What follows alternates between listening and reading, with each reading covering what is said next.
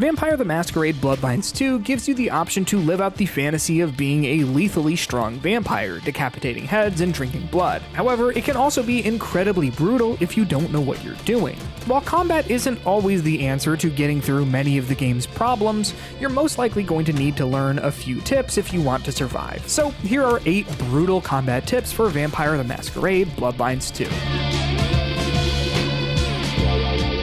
While open combat is always an option when dealing with the various enemy factions in Bloodlines 2, it's best to keep it to a minimum as often as you can. How you start an engagement is vitally important, so it's best to observe your enemies from a hidden location and pick them off one by one, sick them on each other, disorient them, or fight them in small groups before disappearing into the shadows once more. You're given a lot of combat abilities as you work on filling out your build, but most are only useful for taking care of a small handful of enemies at once, and as soon as bigger enemies with larger health bars and more lethal weapons start being added to the mix, diving into open combat with a large group is basically a death sentence, since you can't restore health or blood safely when being attacked. Additionally, at the current time of writing, Bloodlines 2 also has some performance issues when engaging in fights with big groups, which can mean dying a frustrating death as a result of choppy frame rates. The vast majority of the footage in this video was captured on a PC that was above the recommended specs, and the rest was captured on PS5 if that gives you any frame of reference for how Bloodlines 2 runs.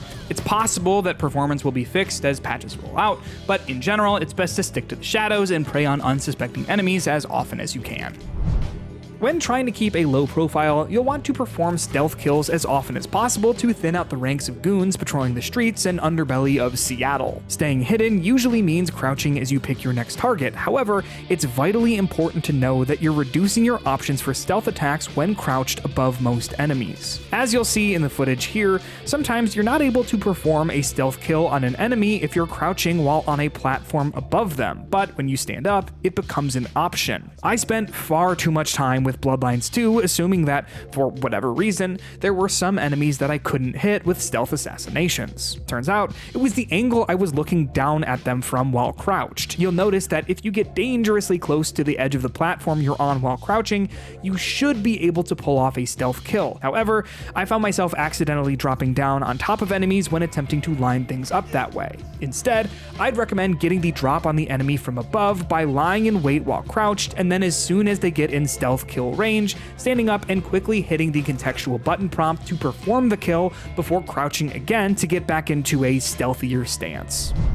There are some abilities that you can unlock that allow you to slow down time in combat. However, you can actually do that right from the jump. When in combat, hold down the left trigger to bring up the ability menu. When you do, things will slow down and you'll be given the chance to take a second to figure out what your next move is. With combat as frantic as vampires, this breathing room is essential for making sure that you're not going to get demolished by a charging brute type enemy or shot by someone with a gun. I frequently use this ability to search for a path I can take to run out of an encounter if things are getting a little too hectic. As soon as 4 or more enemies spot me, I hold down the trigger and assess what my options are and bolt using the vampiric sprint mapped to the left bumper. This bullet time method isn't as beneficial as some of the time slowdown abilities you can unlock in the ability tree, since those allow you to move as normal while everything else is in slow-mo, but it's a great option for reducing the speed of combat and giving yourself an easy advantage without needing to spend any ability points.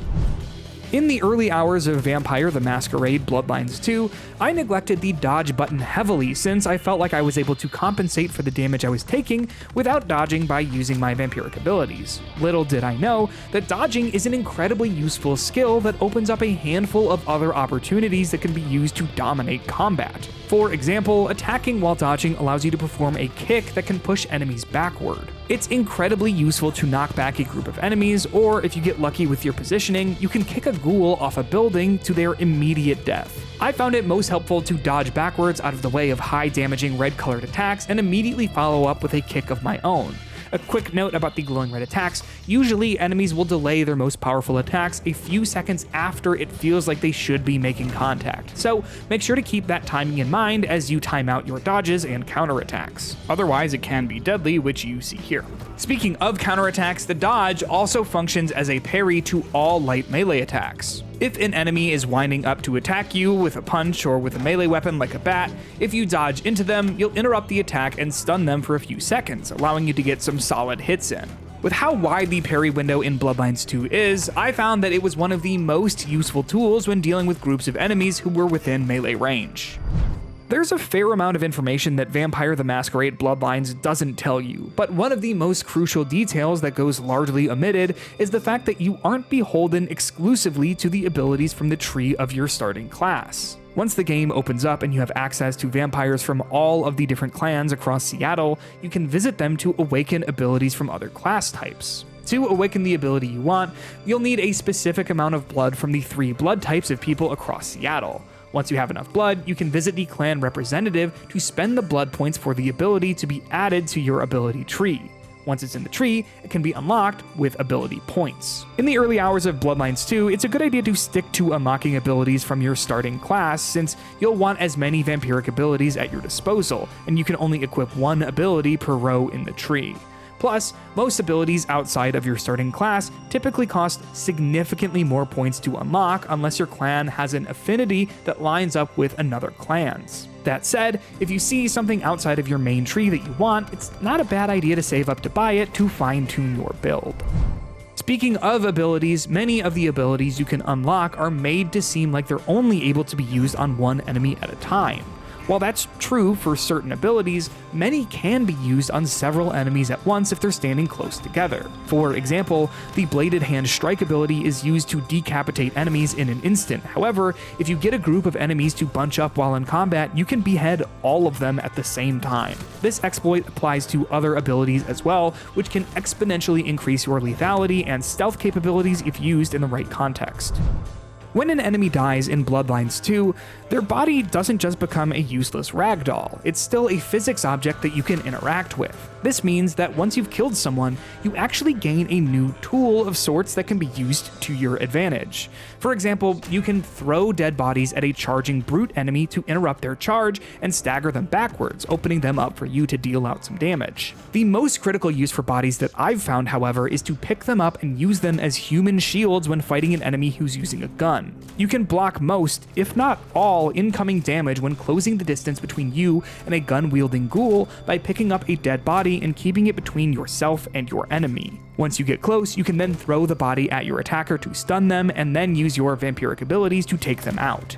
As you start to encounter more and more tough enemies with firearms, it's a great idea to keep track of where you've killed an enemy earlier in an encounter and try to keep all options available for assaulting them.